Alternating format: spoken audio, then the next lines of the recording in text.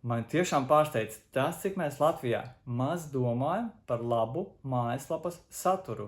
Jā, mājaslapas tiek taisītas, skaistākas, funkcionālākas, ar vairāk iespējām. Skanīgi saukļi tiek izdomāti, bet saturs, teksti, tas, ko liekam iekšā, ļoti reti ir viduvēji, labākajā gadījumā, bieži vien absolūti nepārdomāti. Bet tas ir svarīgs, jo redzi, kā ir.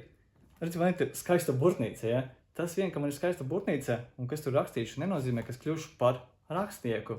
Tieši tāpat arī skanīgs sauklis viens pats reti kad piesaistīs un arī ilgtermiņā noturēs klientu. Tev vajag kaut ko vairāk, tev vajag dot cilvēkam saprotam labu informāciju. Tas ir viena no lietām, ko tu vari dot. Pārdomā, kāda būs to mājaslapa, ja tas ir internetu veikals, pārdomā, kādi būs tie produktu apraksti, saraksti visu skaisti saprotami, vairāk, plašāk, lai cilvēkiem ir laba un saprotama informācija, ko viņi pērk. Ja tas ir pakalpojums, ko tu sniedz, uztaisi varbūt blogu. Ļoti iespējams, ka bloga sadaļa tavā mājaslapā tev noderēs. Atbild uz cilvēku jautājumiem, stāsti plašāk par to, ko tu piedāvā. Dod cilvēkiem šo informāciju. Izcelies starp konkurentiem. Zini, ka ir cilvēki ir šausmīgi slinki, cilvēki ļoti, ļoti maz stāsta par sevi.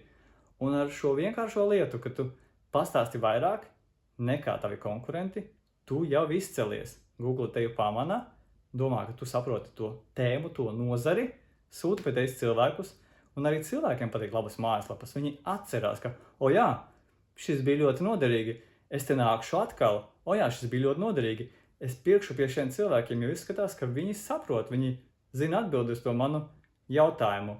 Un labākais tajā visā ir tas, ka to labo informāciju var iemācīties taisīt praktiski jebkurš. Ļoti iespējams, ka tev ir darbinieks, kurš jau var sākt šo darīt, vai arī, ja tu esi mazais uzņēmējs un strādā visu viens pats, arī tu pats vari sākt jau strādāt, darīt, ja vien tu zini šīs pamata lietas, kā to strādāt.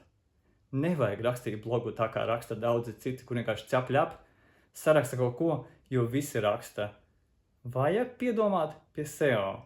Un šīs lietas, SEO pamatlietas, satura mārketinga pamatlietas, var ļoti labi iemācīties no mūsu kursa.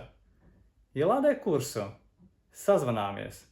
Katrā kursa pirkumā ir iekļauts arī zvans un privāta konsultācija, kur mēs izrunājam, kā tas noder, kā tas var noderēt tieši tavā biznesā. Un sāc rīkoties. Tas ir vienkārši. Latvijā ar to praktiski vispār neviens nestrādā.